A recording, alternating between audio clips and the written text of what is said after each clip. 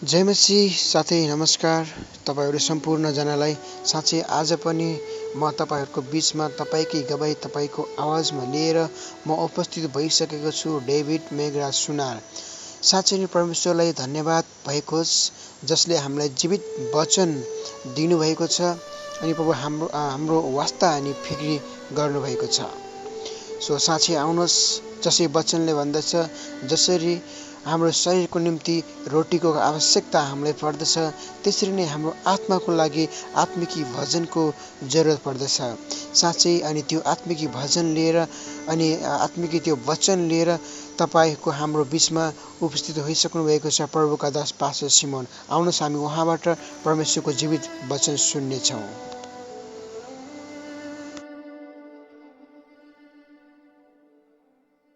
ईश्वरलाई धन्यवाद भएको होस्।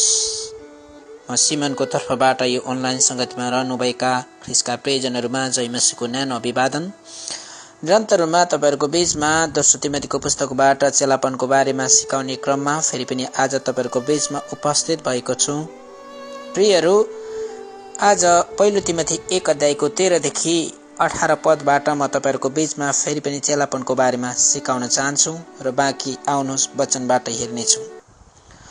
ख्रिस्ट येशूमा भएको विश्वास र प्रेममा तिमीले मबाट सुनेका साँचा कुराहरूको नमुनाको अनुसरण गर। तिमीलाई जिम्मा लागेको सत्यलाई हामीमा वास गर्ने पवित्र आत्माद्वारा सुरक्षित राख।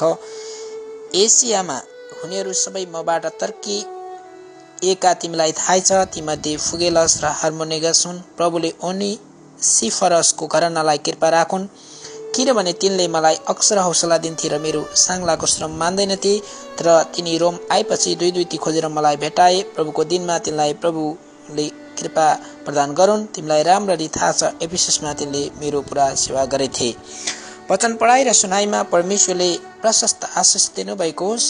प्रियहरू, विशेष गरी 13 र 14 पदबाट म तपाईहरुको बीचमा केही कुरा बताउन चाहन्छु। ख्रिस्ट येशूमा भएको विश्वास र प्रेम। हामी क्रिस्चियनहरूको जीवनमा दुईटा महत्त्वपूर्ण शक्तिशाली कुराहरू हुन्। 1 नम्बर विश्वास र 2 नम्बर प्रेम।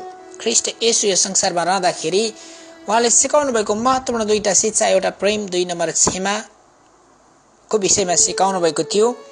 र विश्वास जब हामी गर्दछौँ अनि परमेश्वरको सत्यतामा हामी अगाडि बढ्दछौँ र अनि पावलले तिमोथीलाई बताउनु भएको वचन अनुसार नमुनाको अनुसरण गर। साँचो सत्य कुराहरूको अनुसरण गर्यो भने परमेश्वरको राज्यमा हामी सजिलै प्रवेश गर्न सक्छौँ र उहाँको काम गर्ने इच्छा हामीमा जागेर आउँछ। भनिन्छ सत्य डग्दैन, असत्य टिक्दैन।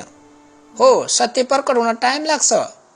केही कुराहरू बनाउन, निर्माण गर्न पर्यो भने समय लाग्छ। तर सत्यता कहिले पनि डग्न सक्दैन प्रियहरू। असत्य कहिले पनि टेक्दैन।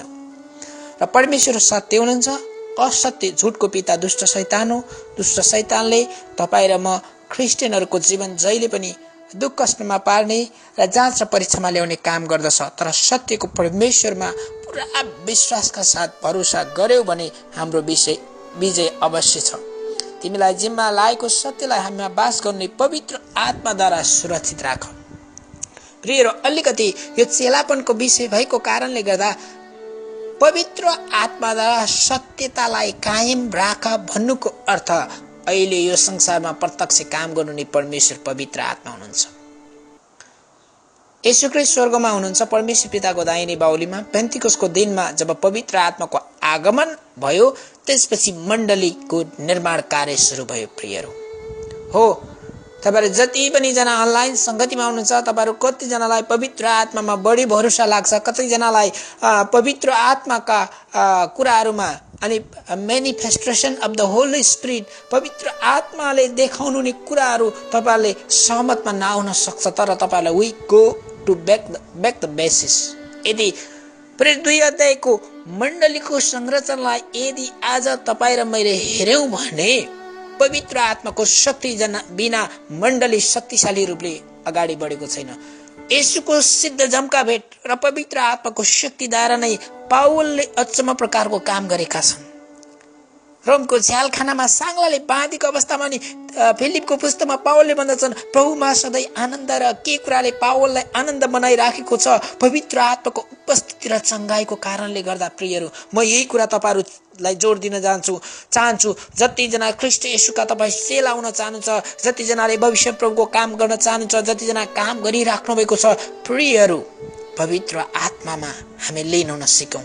पवित्र आत्माको अगुवाई अनुसार हामी चल्न सिकौँ। पवित्र आत्माले भरिको जीवन हामी जिउन सकौँ। पवित्र आत्मामा सत्यता कायम राख भन्ने बित्तिकै दुईटा महत्त्वपूर्ण कुराहरू आउँछन्। पवित्र आत्माले के गर्नुहुन्छ?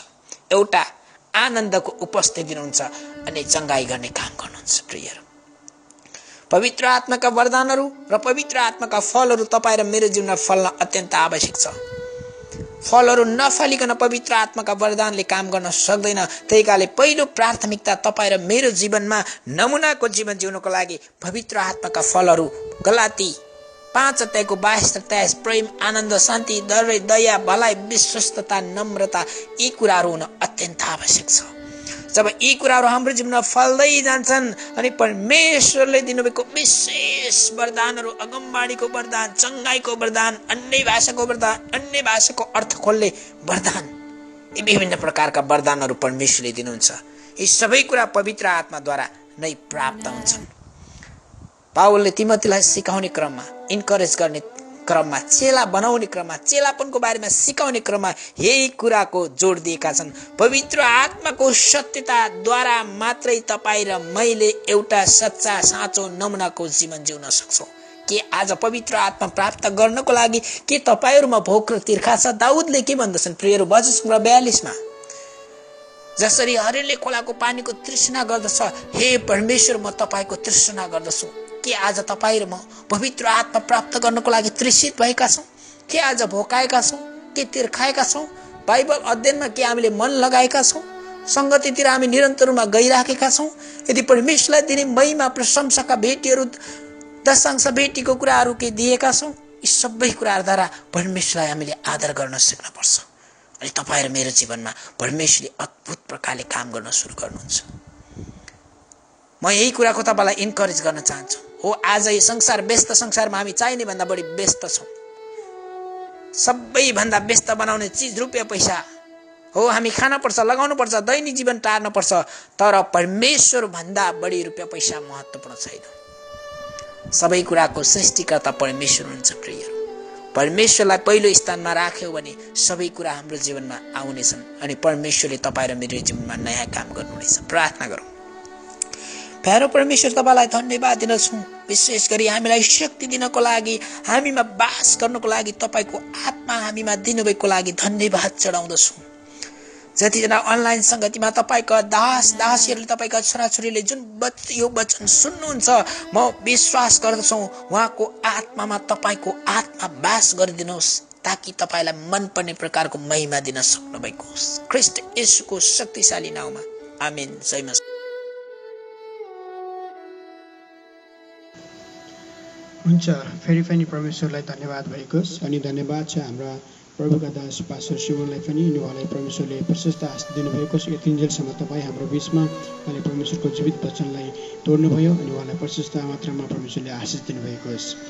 हुन्छ, अनि फेरि अब हामी बिदा माग्ने समय भइसकेको छ अनि त्योभन्दा पहिला तपाईँहरूको सल्लाह अनि सुझावको अपेक्षा हामी राखेका छौँ।